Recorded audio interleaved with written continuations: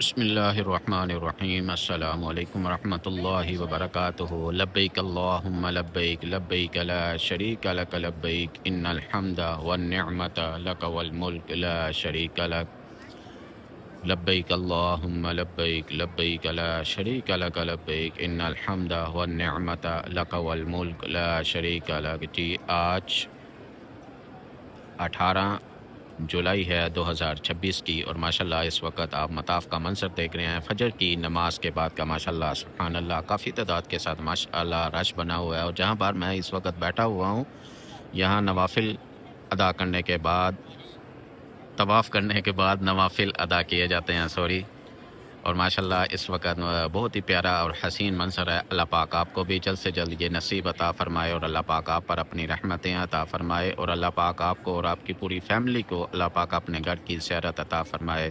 اے کن فیکن پر قدر اللہ، جتنے بھی دل، جتنے بھی صبر، جتنی بھی آنکھیں، جتنے بھی آنسو، جتنی بھی التجائیں، جتنی بھی امیدیں، جتنے بھی یقین تیرے کن کے منتظر ہیں میرے پیارے اللہ، سب کے حق میں بہترین فیصلہ فرما، سب کے دلوں کو مطمئن کر دے اور نظر رحمت فرما دے۔ یا اللہ اتنا نہ دے کہ میں تجھے بھول جاؤں، میں نے اکثر غریبوں کو تیرا شکر ادا کرتے دیکھا ہے، میں یہ بھی نہیں کہتا جو میں مانگوں وہ مجھے لازمی دے، اٹھا کر ہاتھ بس اتنا کہتا ہوں کہ جو تیری رضا ہے۔ یا اللہ تیری بنائی ہوئی حدود کو توڑ کر میں تجھ سے اپنی بے سکونی کا شکوہ کر رہا ہوں۔ یا اللہ غلطی میری ہے جو تجھے چھوڑ کر انسانوں پر بھروسہ کر رہا ہوں۔ اللہ پاک کو بتایا کریں آپ کتنی تکلیف میں ہیں، آپ کیا محسوس کر رہے ہیں۔ اللہ پاک کے آگے رو لینے سے، اللہ پاک سے بات کر لینے سے اللہ پاک دل میں سکون اتار دیتا ہے۔ اللہ پاک کو کہیں کہ ہمارے لیے آسانیاں کریں، اللہ پاک کو بتائیں کہ آپ کا ساتھ ہونا ہی ہم سب کے لیے کافی ہے۔ اللہ پاک کو کہیں کہ ہم سب کی مشکلیں آسان فرمائے، اللہ پاک کو کہیں کہ ہم سب کی زندگی آسان فرمائے، اللہ پاک کو کہیں کہ ہم سب کی اللہ پاک کو کہیں کہ ہم سب کی تمام دعائیں اپنی برگاہ میں قبول فرمائے۔ اللہ پاک کو کہیں کہ ہم سب کو بار بار اپنے گھر کی زیارت عطا فرمائے۔ اللہ پاک کو کہیں کہ آپ کا ساتھ ہونا ہی ہم سب کی زندگی کے لیے کافی ہے۔ میرے پیارے اللہ جو کچھ بھی مانگا ہے عطا فرما، جو نہیں مانگ سکے وہ اپنے شان کے مطابق عطا فرما۔ ربنا آتنا فی الدنیا حسنۃ وفی الآخرۃ حسنۃ وقنا عذاب النار۔ اللہم لک الحمد کما انت اہل وصلی علی محمد کما انت اہل فانک اہل تقوی واہل مغفرہ لا الہ الا انت سبحانک انی کنت من الظالمین۔ اللہم لک الحمد کما انت اہل وصلی علی محمد کما انت اہل فانک اہل تقوی واہل مغفرہ یا ارحم الراحمین یا الجلال والاکرام۔ ہم سب کے ماں باپ کو صحت و تندرستی والی زندگی عطا فرما، ہم سب کے ماں باپ پر اپنا کرم عطا فرما، ہم سب کے ماں باپ پر اپنی رحمتیں عطا فرما، ہم سب کے ماں باپ کو بار بار اپنے گھر کی اور اپنے پیارے حبیب کے گھر کی زیارت عطا فرما۔ یا اللہ پاک ہم سب کی ماں باپ کو شفا عطا فرما، ہم سب کے ماں باپ کو شفا عطا فرما، ہم سب کے ماں باپ کی زندگی میں جو بھی مشکلیں ہیں، جو بھی پریشانیاں ہیں ان کو دور فرما، اور ان کی زندگی میں آسانی عطا فرما۔ میرے پیارے اللہ تو رحیم ہے، تو کریم ہے میرے پیارے اللہ، ہم سب کے ماں باپ پر اپنا کرم عطا فرما۔ یا اللہ پاک جن لوگوں نے دعاؤں کے لیے کہا ہے میرے پیارے اللہ، ان کے دل میں جو بھی دعائیں ہیں، جو بھی خواہشات ہیں، جو بھی نیک تمنا ہیں میرے پیارے اللہ اپنی برخہ میں قبول فرما۔ یا اللہ پاک تو رحیم ہے، تو کریم ہے میرے پیارے اللہ، ہم سب کی نیک خواہشات، نیک تمناؤں کو اپنی برخہ میں قبول فرما۔ رب جعلنی مقیم الصلاۃ ومن ذریتی ربنا وتقبل دعاء ربنا اغفر لی ولوالدی وللمؤمنین یوم یقوم الحساب آمین آمین آمین۔ جی ابھی میں جا رہا ہوں 91 ایکسیلیٹر سے، جس کے ذریعے ہم ایکسیلیٹر جو لگی ہوئی ہیں یہ والی، یہاں سے میں آپ کو دوسری سیکنڈ فلور پر لے کے جاؤں گا۔ وہاں پر آج آپ کو طواف کرتے ہوئے حاجیوں کا منظر دکھاتا ہوں۔ ماشاءاللہ بہت ہی خوبصورت اور پیارا سا منظر ہے ماشاءاللہ۔ میرا دل چاہ رہا تھا کہ آپ کو کافی دن ہو چکے ہوئے ہیں کہ آپ کو سیکنڈ فلور کی منزل کا میں نے آپ کو منظر نہیں دکھایا۔ چلے آج ہم اس کا منظر دیکھتے ہیں۔ اور جیسے ہی یہ ماشاءاللہ ایکسیلیٹر، 2 ایکسیلیٹر میں نے اوپر کی طرف جانا ہے، وہاں سے پھر اوپر جا کے ساتھ ہی میں نے رائٹ ہو جانا ہے۔ جی ٹھیک ہے جی، یقیناً جو ماشاءاللہ آئے ہوئے ہیں، عمرے پر آئے تھے یا حج پر آئے تھے، یقیناً ان کو یہ چیز کا پتہ ہوگا۔ اور یہ سامنے جیسے ہم اوپر جائیں گے، سب سے پہلے جو ملک فہد کی جو بلڈنگ ہے نا، ملک فہد توسیہ کی جو بلڈنگ ہے اس سیکنڈ فلور پر، سب سے پہلے ہم اس کا منظر دیکھیں گے۔ سبحان اللہ، آپ کو اچھے سے یاد ہوگا ماشاءاللہ، یقیناً آپ یہاں پر इफ्तारी करने के लिए भी आए होंगे जुमेरात को और जुम्मे को और सोमवार के दिन को, क्योंकि इन 3 दिन में यहाँ पर इफ्तारी होती है और बड़े अच्छे तरीके से बहुत सुकून से यकीनन आपने ये मज़ा लिया होगा। और ख़ास करके आपने यहाँ पर जो चाय होती है उसका आपने ज़रूर मज़ा लिया होगा। इस वक्त माशाल्लाह हाजी जो हैं वो अपने घरों की तरफ, अपने रूम की तरफ माशाल्लाह जा चुके हुए हैं। अभी सिर्फ ये कुछ हाजी बैठे हुए हैं जो इबादत कर रहे हैं, कोई कुरान मजीद पढ़ रहा है, कोई लेटा हुआ है और ज़मज़म पानी के कूलर लगे हुए हैं जैसे थोड़ा सा। और ये सामने जो आप टंकी देख रहे हैं ये भी ज़मज़म पानी की टंकी है। काफ़ी इंतज़ामात आहिस्ता आहिस्ता बदलते जा रहे हैं। और ये जो आप रैक देख रहे हैं पड़े हुए, इनके अंदर कुरान मजीद पड़े हुए हैं। अल्लाह पाक आपको भी जल्द से जल्द लेके आए और अल्लाह पाक आप पर भी अपनी रहमतें अता फरमाए। वो वीडियो को लाजमी आपने लाइक और शेयर भी लाजमी करना है। इंशाल्लाह अल्लाह पाक आपको और आपकी पूरी फैमिली को अल्लाह पाक अपने घर की ज़ियारत अता फरमाए। अभी मैं यहाँ से थोड़ा सा आपके सामने और राइट होगा, ये सामने आ गया, हम जो बिल्डिंग है ना तो उसकी तवाफ़ की यहाँ पर इस वक्त आ चुके हुए हैं। और माशाल्लाह हाजी जो हैं इस वक्त अपने बच्चों के साथ, अपनी फैमिली के साथ यहाँ पर उम्रा कर रहे हैं और कुछ माशाल्लाह तवाफ़ कर रहे हैं। आइए सूरह रहमान की खूबसूरत तिलावत सुनते हैं और उसके बाद फिर घूमते घूमते मैं आपको अब्दुल अज़ीज़ दरवाज़े की तरफ ले जाऊँगा, जो अजियाद रोड है, अब्दुल अज़ीज़ रोड है।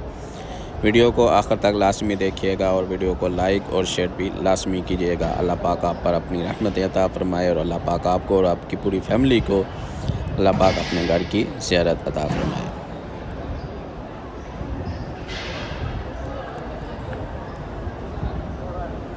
अऊज़ु बिल्लाहि मिनश शैतानिर रजीम, बिस्मिल्लाहिर रहमानिर रहीम। अल्हम्दुलिल्लाहि रब्बिल आलमीन, अर्रहमानिर रहीम, मालिकि यौमिद्दीन, इय्याका नअबुदु व इय्याका नस्तईन, इहदिनस सिरातल मुस्तक़ीम, सिरातल लज़ीना अनअमता अलैहिम गैरिल मग़्दूबि अलैहिम वलद्दाल्लीन। बिस्मिल्लाहिर रहमानिर रहीम। अर्रहमानु अल्लमल क़ुरआन, खलक़ल इंसान अल्लमहुल बयान, अश्शम्सु वल क़मरु बिहुस्बान, वन्नज्मु वश्शजरु यस्जुदान, वस्समाअ रफ़अहा ववضعल मीज़ान, अल्ला ततग़ौ फ़िल मीज़ान,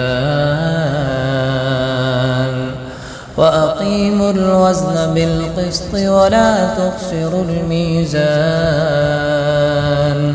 वल्अर्ज़ वضعहा लिलअनाम, फ़ीहा फ़ाकिहतुन वन्नख़्लु ذातुल अक्माम, والحب ذو العصف والريحان،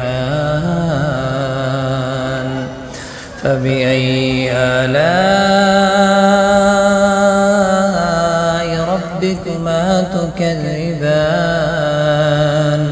خلق الإنسان من صلصال كالفخار، وخلق الجان من مارج من نار، فبأي آلاء ربكما تكذبان؟ رب المشرقين ورب المغربين، فبأي آلاء ربكما تكذبان؟ مرج البحرين يلتقيان، بينهما برزخ لا يبغيان، فبأي آلاء ربكما تكذبان يخرج منهما اللؤلؤ والمرجان فبأي آلاء ربكما تكذبان وله الجوار المنشآت في البحر كالأعلام فبأي آلاء ربكما تكذبان كل من عليها فان كل من عليها فان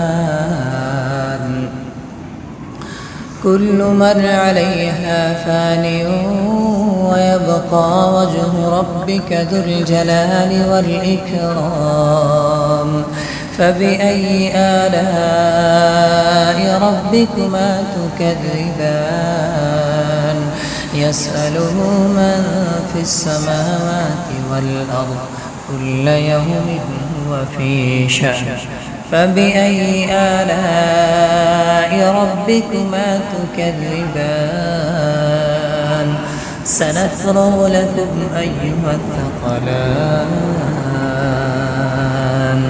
فبأي آلاء ربكما تكذبان يا معشر الجن والإنس إن استطعتم أن تنفذوا من أقطار السماوات والأرض فانفذوا لا تنفذون إلا بسلطان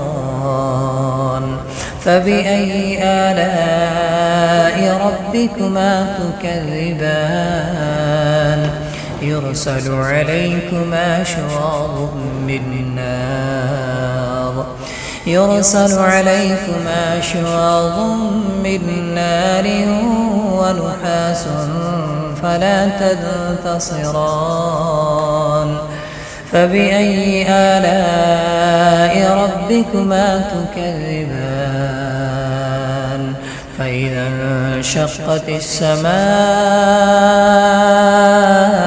فكانت وردة كالدهان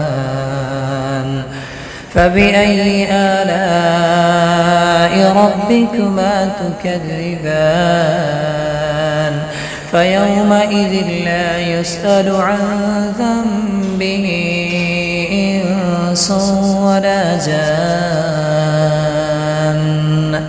فبأي آلاء ربكما تكذبان يعرف المجرمون بسيماهم فيؤخذ بالنواصي والأقدام فبأي آلاء ربكما تكذبان هذه جهنم التي يكذب بها المجرمون يطوفون بينها وبين حميم آن فبأي آلاء ربكما تكذبان ولمن خاف مقام ربه جنتان فبأي آلاء ربكما تكذبان ذواتا أفنان فبأي آلاء ربكما تكذبان فيهما عينان تجريان فبأي آلاء ربكما تكذبان فيهما من كل فاكهة زوجان فبأي آلاء ربكما تكذبان متكئين على فرش بطائرها من استبرق وجنى الجنتين دان فبأي آلاء ربكما تكذبان فيهن قاصرات الطرف لم يطمثهن إنس قبلهم ولا جان فبأي آلاء ربكما تكذبان كأنهن الياقوت والمرجان فبأي آلاء ربكما تكذبان هل جزاء الإحسان إلا الإحسان فبأي آلاء ربكما تكذبان ومن دونهما جنتان فبأي آلاء ربكما تكذبان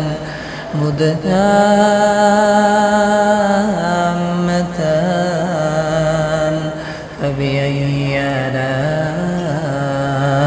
ربكما تكذبان فيهما عينان نضاختان فبأي آلاء ربكما تكذبان فيهما فاكهة ونخل ورمان فبأي آلاء ربكما تكذبان فيهن خيرات حسان فبأي آلاء ربكما تكذبان حور مقصورات في الخيام فبأي آلاء ربكما تكذبان لم يطمثهن إنس قبلهم ولا جان فبأي آلاء ربكما تكذبان متكئين على رفرف خضر وعبقري حسان فبأي آلاء ربكما تكذبان تبارك اسم ربك ذي الجلال والإكرام